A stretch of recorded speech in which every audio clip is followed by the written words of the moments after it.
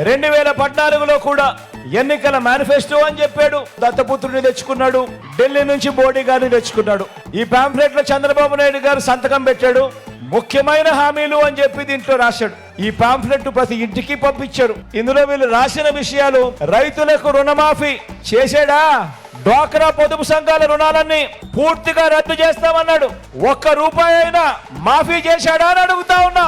ఇంకొకటి, ఆడబిడ్డ పుట్టిన వెంటనే మహాలక్ష్మి పథకం కింద 25,000 రూపాయలు బ్యాంకులో డిపాజిట్ చేస్తామన్నాడు. ఒక్క రూపాయి అయినా డిపాజిట్ చేశాడా అని అడుగుతా ఉన్నా మిమ్మల్ని అందరినీ కూడా. మరో ముఖ్యమైన హామీ: ఇంటింటికి ఒక ఉద్యోగం ఇస్తాం. ఉద్యోగం ఇవ్వలేకపోతే ఉపాధి ఇస్తాం. ఉద్యోగం వచ్చే వరకు నెల 2,000 నిరుద్యోగ భృతిగా ఇస్తాం. అంటే ప్రతి ఇంటికి 1,20,000 ఇచ్చాడా అని అడుగుతా ఉన్నా మీ అందరితో కూడా. అర్హులైన వాళ్ళందరికీ 3